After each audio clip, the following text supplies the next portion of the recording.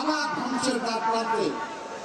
সেই বিধ্বস্ত অর্থনীতি, সেই বিপর্যস্ত রাজনীতি, এটাকে পুনরায় করার দায়িত্ব নিয়েছিলেন দেশনেত্রী বেগম খালেদা জিয়া।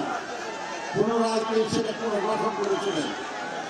আজকেও তেমনি আর একটা দুঃসময় আমরা অতিক্রম করছি। এই সময়ে দেশটাকে গড়ে দেওয়ার জনগণের সংকট সমাধানের দায়িত্ব নেওয়ার মতো যোগ্য দল একটাই, সেটা হলো বিএনপি। আর সেই দলের সরকারের নেতৃত্ব দেওয়ার সবচেয়ে যোগ্য মানুষের নাম তারেক রহমান।